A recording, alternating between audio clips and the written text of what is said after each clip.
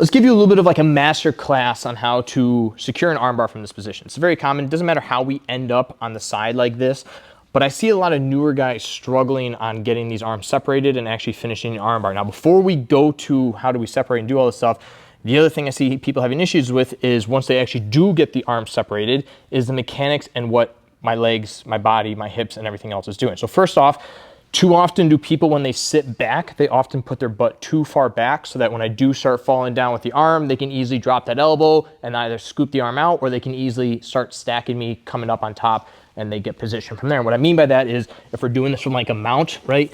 Maybe I come over the top, I bring my arm here, I just sit way out, right? I have to make sure that my hips are as close as I can to behind his shoulder, behind his elbow, so that when I do start bringing this arm back, as you can see here, the area between his shoulder and his elbow is completely tucked into my thigh, which means there's no room for this elbow to go through.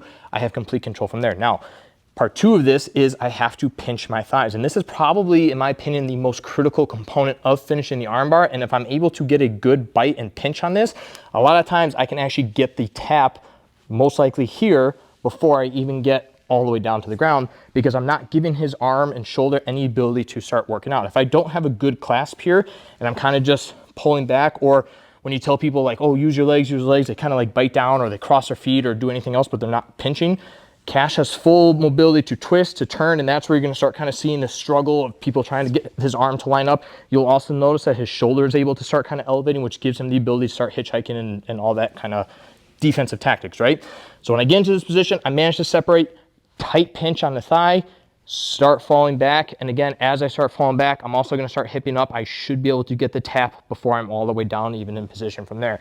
Now, the last little finishing detail, I want to make sure that if I'm on Cash's right side, I want to bring the arm down to my right side. If I was on the opposite side, I would bring his arm down to my left side. Reason being, I can finish it obviously coming straight down. I can finish it obviously on the left. However, the closer that I get to the outer part of my body, the easier it is for Cash to start hitchhiking, turning, and he can look to escape.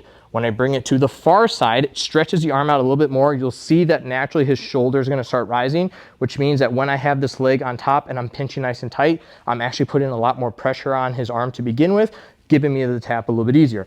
The other thing that you can do too, when you do start sitting back, instead of just falling straight back, pull up a little bit. And what that's gonna do is start kind of extending that shoulder and rotator area a little bit. So I'm actually putting a lot of tension on the arm here as well. So not only when I start falling back, am I putting pressure on his elbow, but I'm also making it feel like his entire shoulder is about to rip off. So doing all of that together is gonna be a lot easier for me to actually get the finish. So those are just kind of small technical details that you have to be paying attention to if I wanna actually successfully get a good tap from this. Now, the defense, right? If we talk about the perspective of Cash is just locking everything down, it does not matter what he's doing. Everyone's gonna have different grips, different preferences. The focus is that I'm trying to split the arm so that, again, I can bring this arm back. Now, there's a couple ways that we can start focusing on doing this. If it's one where they are kind of grabbing deep like this, what I'll tend to do is just immediately reach, I might have this as like an initial control point. Then I'm gonna look to scoop. At this point, once I get control of this side, I can let go with both arms and pull on the other side, and I'm essentially grab nice and tight. I'm essentially gonna take his tricep, pull it as tight as I can to my body, and now I'm gonna cross my feet, and not only am I gonna cross my feet, I'm gonna start biting down on my heels a little bit. And what this does is it locks his arms in place. Now you can see that it's a little bit difficult for Cash to maintain that grip. I've already split his arms a little bit. Now from here, it's easier for me to peel the arm apart. I don't care about this arm anymore. Now, as I start going backwards, what I'm going to do is as I uncross my feet start coming uncrossed, my thighs are now going to switch back to the pinch, then I'm going to fall back, we can get the tap from there.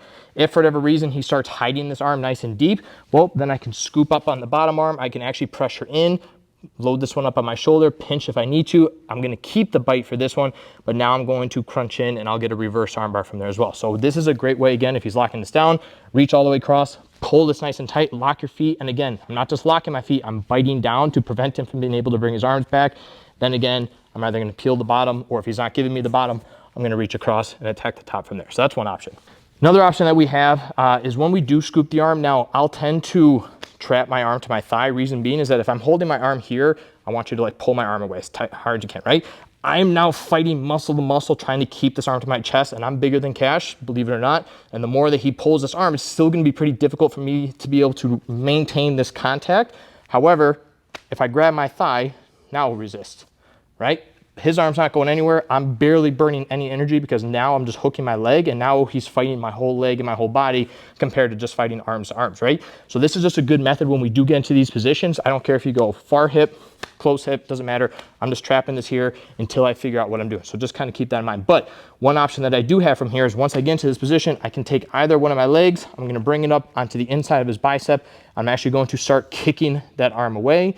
Once I've kicked that arm away, again, pinch tight on the thighs, bring your foot back down, and then from here, we start falling back and we finish. If at any point he starts reaching back and trying to attack that with or trying to get control of his arm back, right? He's reaching, I can always come in and just immediately look to attack and get a reverse armbar on the other side. So that's always gonna be an option that you have from there as well.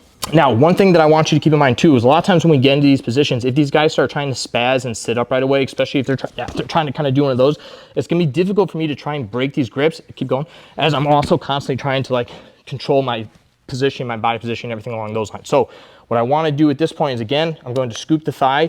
However, I'm going to fall and look to scoop on the inside of their close thigh and just completely fall down to that side. Now from here, I can kind of just chill out as Cash starts trying to fight, breaking that arm free. He's not able to bring his hips out. Now, if I wasn't holding this leg and I fell down, he's gonna be able to bring his hips down and he's gonna be able to start stacking me. Once I do this, I'm able to maintain that position. You can't really do much from there. I'm still keeping a nice tight bite on my thighs to control his arm. And then again, from here, if I wanna break the arm grip from here, I can still bring one foot up, go right onto the inside of the elbow, bicep, push that away. And then as I start bringing this arm back, I can let go, circle back here, and then again, we're looking to bring the arm down, same hip. So again, I'm on his right side, it's going to my right hip. I can also bring my arm this way. We have all those options as well. Another thing that we can start doing from this position is I start falling up towards the, pivot this way a little bit, I start falling up towards his head. Again, if we're dealing with a big guy, he's really tight holding this down, I can't get any sort of leverage on any way, no matter what I'm trying, I'm gonna fall up towards their head at an angle. Now from here, so hold on, right? From here, it's a lot easier for me to now pull this way. It's easy for you to defend horizontally and vertically. It's hard to defend at an angle. So once I do separate that arm, I don't want to stay here because I'm actually giving him the hitchhike position at this point. I want to immediately square back up to him and then continue working towards the other side, where at this point I start putting that pressure, and again, we can get the finish from there. Last but not least, if he's just kind of keeping his hands tight like this, I'm looking to just kind of peel. I can always trap, and I recommend this if at any point they're defending and I can't peel anything, I always recommend pulling in the tricep and just locking your feet. Sometimes that'll break the grip right away. If not, and he switches to his hands, at least now I'm in a point where I have both his arms controlled with my legs, and now I can easily start peeling at the palms, I can peel at the fingers, peel at the pinky, whatever I need to do. I can split the grip, however I need to break those grips apart, and the moment they separate, I'm ripping back. But again, I have to uncross my feet and re-pinch the thighs to maintain that pressure, and then we get the finish from there. Now, hitchhike options, right? One way that these guys defend is that they're just locking everything down nice and tight. The other way is that they're gonna eventually start looking to stack you and try and get up on top. Last but not least, we have the hitchhike and the reverse hitchhike. Now, the hitchhike is that when we start going this way, he's gonna bring the same side arm to my outside hip.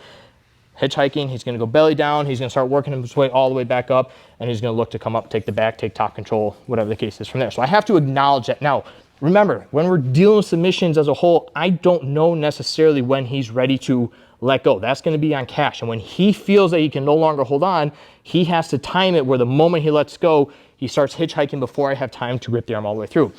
If we start doing this and I see him immediately looking to go this way, freeze right here, notice his arm is already kind of in a bad spot for me to try and finish the armbar. However, if I start turning with him, one option that I have is actually opening my feet, pivoting my legs, continue going, right? I'm gonna get to this position and I'm gonna look to just try and pull the arm straight back and kind of just do a quick armbar from here. You're not always gonna be able to get it, especially if they go full throttle, but you might be able to kind of catch them in the process. The better option is actually as they go hitchhiking, I'm going to bring the close leg all the way over, trap it behind his back, figure four, hook behind his back, and now I'm preventing him from physically being able to turn over anymore because I'm blocking his shoulder. Then from here, again, I can lean down, and at this point, I'm literally just gonna push his arm all the way across the body, and we can get the armbar from there. If for whatever reason, right, he starts hitchhiking, go ahead, commit, and I'm able to follow him, again, freeze right here. This is why I always like kind of scooping it deep rather than holding on. I wanna get a good deep scoop on this.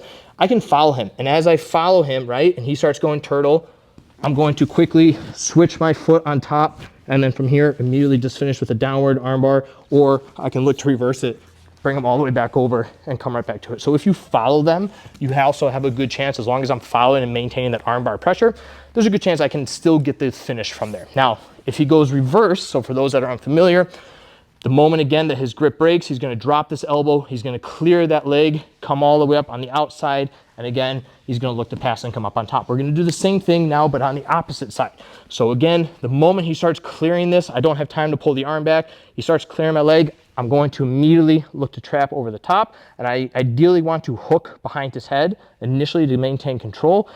Then once I get this leg involved, I'm gonna switch it to a figure 4, and then we follow everything else the same. I've got a good tight pinch, I'm blocking his shoulder, so if he wants to sit up, he can. But notice that my knee is also, rather than my knee being here where you can still sit up a good bit, I flare my knee out. So when he comes up, he's kissing me in the shin. That prevents him from being able to stack me. I can go figure 4, finish it from there. Or if I wanna maintain the hook on his head, I can take my other foot, post it behind that foot, extend him a little bit, hip in, and we can still get the armbar finish from there. So those are just a few ways that I can secure the armbar by breaking the grips. Again, if they're locking down, they're trying to defend it, those are just options that we have if we're looking to finish the armbar.